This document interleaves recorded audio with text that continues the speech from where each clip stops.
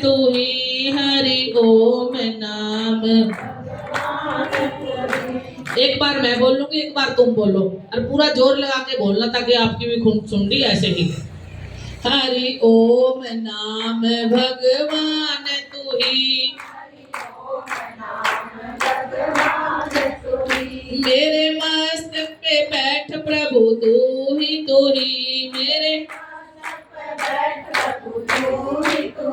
मस्तक पर तिलक लगाओ सही, मस्तक पर तिलक हरि ओम नाम भगवान तू ही, हरि ओम नाम।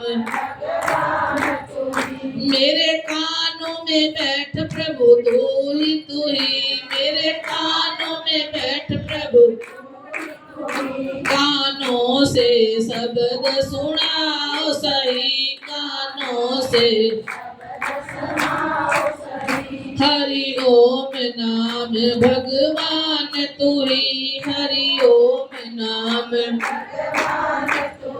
मेरे नैनों में बैठ प्रभु तू ही, मेरे नैनों में बैठ प्रभु, नैनों से दर्श कराओ सही, नैनों से दर्श हरि ओम नाम भगवान तू ही, हरि ओम नाम। मेरी जीभ पे बैठ प्रभु तू ही, मेरी जीभ पे,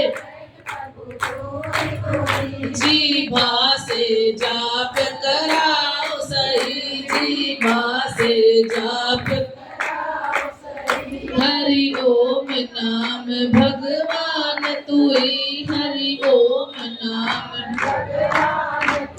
जाप किसको कहते हैं? जो गुरु से मंत्र लेकर उसको सिमरण करते हैं। अगर गुरु से मंत्र भी नहीं लिया तब भी हम, जैसे गीता में भगवान ने ओम तत्सत कहा है, ओम तत्सत हमारे गुरु जी ने दिया है, हम ओम तत्सत ओम तत्सत ओम तत्सत का भी जाप सिमरण कर सकते हैं। इसको सिमरण कहते हैं, इसको जाप कहते हैं। किसी भी मंत्र को जपा जप करने से हमारे आत्मा की शुद्धि और परमात्मा से मिलन होता है। हर रोज जितने भी लोग बैठे हैं, मेरी हाथ जोड़कर विनती है कि कम से कम 5 मिनट या 10 मिनट किसी भी टाइम आप बैठकर उसका ध्यान जरूर करें, जाप जरूर करें और अपना जाप करने का समय ज्यादा से ज्यादा बढ़ाएं। जैसे हर चीज के लिए समय बताते हैं, खाने के लिए, पहनने के लिए, घूमने फिरने जाने के लिए, उसी तरह जाप के लिए 24 घंटे में से कितना समय हो वो हमें ज्यादा से ज्यादा बताना है। और एक मैं फ्री का जाप आपको बता देती हूँ 12 घंटे का, वो क्या है उससे आप, मैंने भी किसी संत को पूछा था,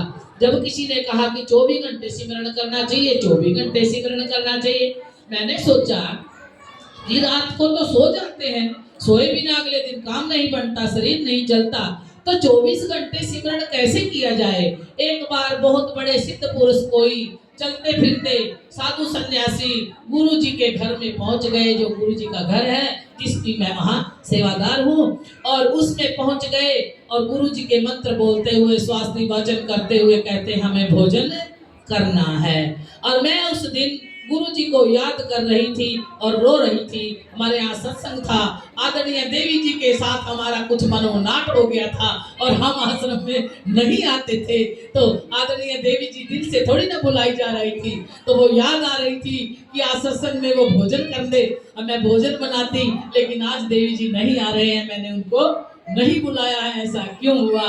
तो उसी टाइम वो संत आ जाते हैं और मैं रोना अभी शुरू भी नहीं किया था, अभी 2-4 अंसुई आए थे और तभी वो संत सरस्वती वाचन करते हुए अंदर आ गए और भोजन को कहने लगे, और फटाफट इधर से उधर कर सामान, और 5 मिनट के अंदर 10 के उनको भोजन उनका तैयार हुआ।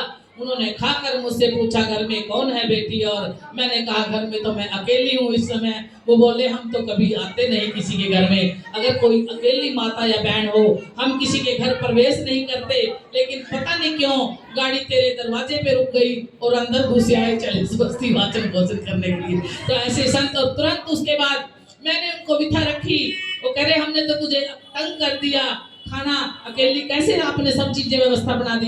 मैं बोली तंग नहीं किया, करवाने वाला तो कोई और ही है, मैंने तो आपको बुलाया और मैंने अपने हृदय की बात बताई कि ऐसे ऐसे मेरे गुरु जी के साथ मेरी बचा हुई है। तो उसने कहा चिंता मत कर बेटी, तेरे जैसे भगत को लेने तेरा गुरु खुद घर आएगा।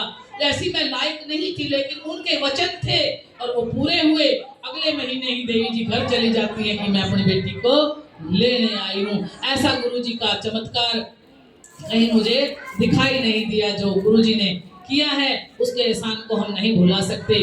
तो गुरु जी जब वो खा के वो भोजन जाते हैं तो मैंने उनसे क्वेश्चन किया। वो इतने बड़े बड़े कान उनके पटे हुए थे, इतने बड़े बड़े बाड़े पहने हुए थे,